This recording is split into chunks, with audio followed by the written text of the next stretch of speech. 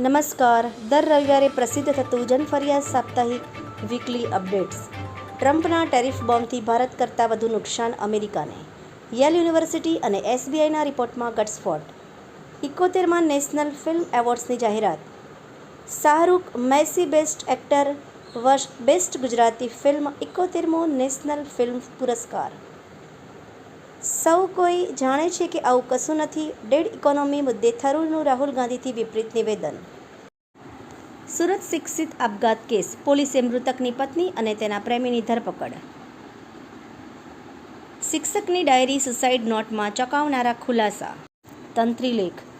America Bharat વેપાર વાટાઘાટોમાં પ્રગતિ નહીં થાય તો રૂપિયો 90ના તળિયે પટકાશે.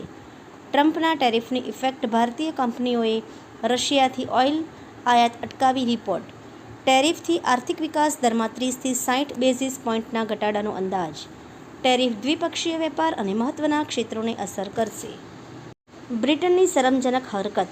ખાલિસ્તાનનું સમર્થન કર્યું. ભારતને 12 દમનકારી દેશોની યાદીમાં ઉમેર્યું. ટ્રમ્પની પાકિસ્તાન સાથે ટ્રેડ ડીલ. અમેરિકા પાકિસ્તાનમાં ઓઇલ ક્ષેત્રે રોકાણ કરશે.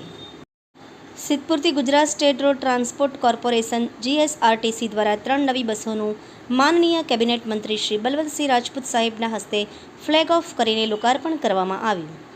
આ ઉપરાંત મિત્રો, આપને વધુ વિગતવાર સમાચાર નિહાળવા હોય તો આપ અમારી વેબસાઇટ www.janfaryadnews.com પર નિહાળી શકો છો. આભાર. મીનાક્ષી રાવલ, ગાંધીનગર.